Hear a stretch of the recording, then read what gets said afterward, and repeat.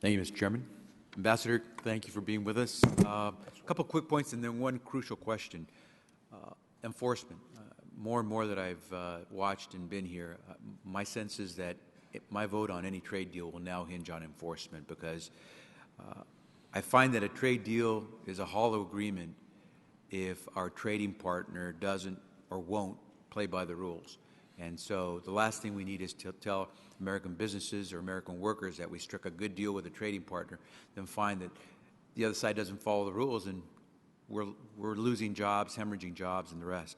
Secondly, I hope that you will take a deep interest in the whole issue of currency manipulation. On a bipartisan basis, more than 230 members of this House, Republicans and Democrats, sent a letter to the President last month saying, please, please consider language on currency manipulation when it comes to any future trade deal.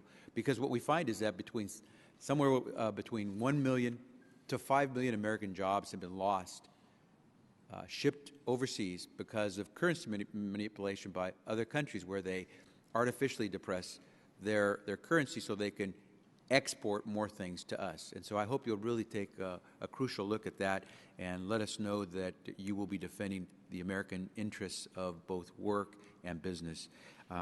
Intellectual property, I'm from Los Angeles, so to me, if we can't protect intellectual property, again, the enforcement provisions are crucial. We're going to lose some industries that have been net exporters of goods. And finally, the question to you, as I just mentioned, I'm from the Los Angeles area.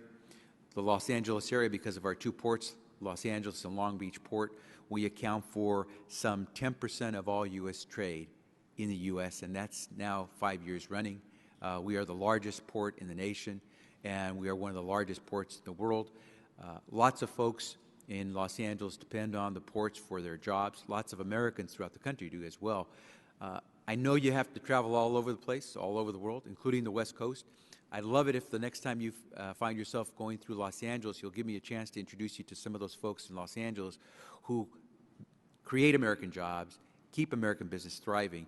And can I ask you, if you do have a chance to go to Los Angeles, if we can count on you to perhaps spend a little time with some folks there in Los Angeles? Absolutely. I'd be happy to do that. Let me just say on enforcement in particular, we very much agree. And our view, this administration's view, has been that it's not enough to negotiate an agreement and to implement it. You need to make sure that it's being fully enforced as well. And that's why we brought 18 enforcement actions over the course of this term. We brought the first Super 301 case or 301 case in 15 years against China for subsidizing unlawfully their wind energy business. We brought the first 421 case on tires. We've brought an aggressive agenda at the WTO, and we're continuing to focus on that, including through the standing up of the Interagency Trade Enforcement Center. So we're very much aligned with your perspective on that. Thank you. Look forward to seeing you in Los Angeles. Yield back, Mr. Chairman. Thank you.